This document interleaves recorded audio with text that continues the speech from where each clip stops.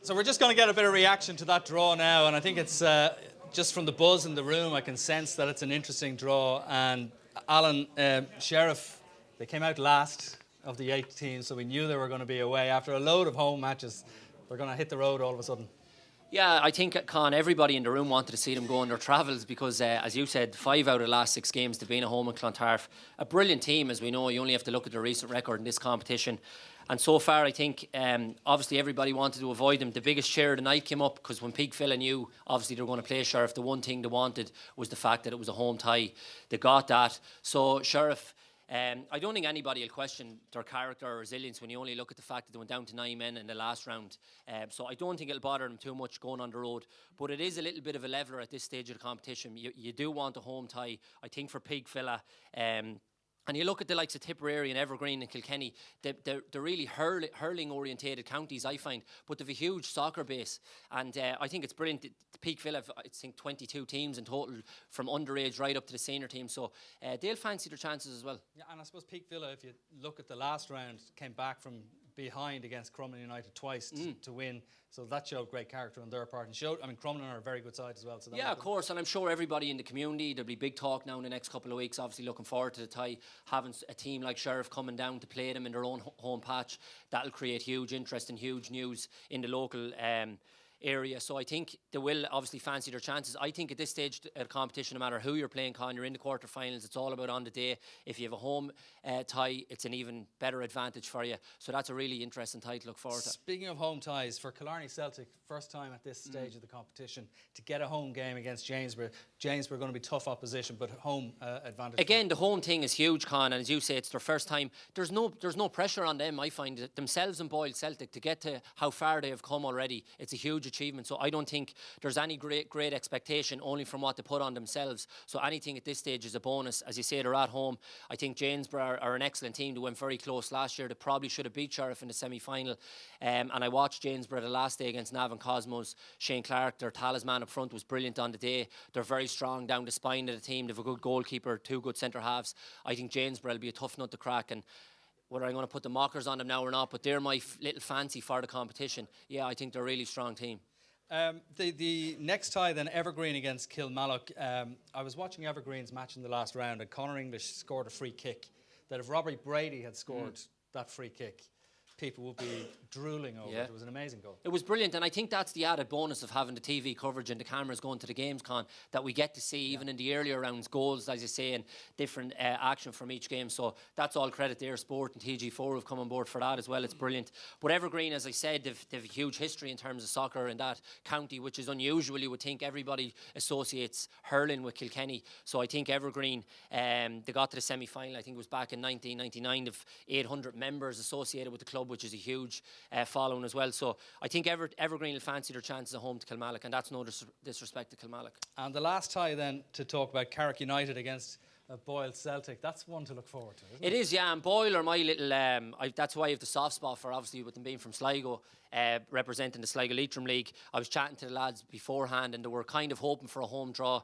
They got a tough one away to Carrick, previous winners as well, winning the competition in 2008. Again, they have huge pedigree in the competition. But I was chatting to Darren, Boyle's manager, beforehand, and they're preparing very well for this competition. And I think they'll try and do their homework on Carrick as well. And who knows, Con, at this stage of the competition, as I said, with Killarney and Boyle, there's no real pressure on them, so they can go and enjoy the day. And whoever performs best on the day will come through. Al Foran, what would Jeff Stelling think about that draw? Obviously, it's an amazing tie. Peake Villa and Sheriff Youth Club. Going to be incredible. Sheriff have been dominating the FAI Cup for years, and it's going to be an amazing tie. Obviously, you hear the big cheers over there, so it should be an incredible con. Really looking forward to it. I won't know when it's on because I'll be doing Jeanette Soccer Saturday probably, but I do look forward to it. And I think somebody else, I know Robert De Niro has a huge interest in this competition. Whether he'll actually get over for the games, I'm not sure. No, but I have a subscription to Air TV, so that's all right for me. Well, you know, Con, obviously it's very tough over in America at the moment. We have a mutt, we have a bozo, we have a moron running our country. I know he's a big fan of this whole affair too. He likes it as well. I think it's tremendous. I think there's a lot of great teams here today. 8 great teams. There can only be one winner, though, okay? I'm a big fan of soccer. I wanted to invest in soccer for a long, long time. I want to make the MLS a good league. I know this is the FAI, but I want to make the MLS a great league. I wanted to compete with the Premier League, the Serie A, the La Liga. And China are taking all the players. Why can't America take all the players, Alan? I can't understand it. We could offer Wayne Rooney $1 million a week. That'd be great. Obviously, 300 grand is great, but $1 million would be fantastic. It's like in the Austin Powers movie when he says $1 million, but they laugh at him. But that's just the offer they lay down to him. Then he says 1 billion. So that it reminds me of, obviously, it's the simple things, Con. If Trump is tweeting about this, I hope he uses the hashtag Road to Aviva, by the way. I will. I'll use the hashtag Road to Aviva. Fake league. Fake. I'm only joking. I criticize everything, okay? We sort of flirted with Jose Mourinho over there for a moment as well. Do you think Jose would be interested in the ongoing quarterfinals? I think for me, it should be fantastic. There are a lot of great teams playing here today. It's going to be a fantastic day, as Alan has said. And as the teams come here, it's a great day. It's a May day. Hopefully a nice sunny day, good weather. That is what you want. Just as long, the referees have to be with you, though. Because the referees are not with me. Is somebody recording me? Is that you? Man, Mike Tyson's got a real problem with that. You gotta stop recording me, man. That makes me feel uncomfortable over there, man. Stop it. You know who else has a real interest in soccer? Chris Eubank loves it.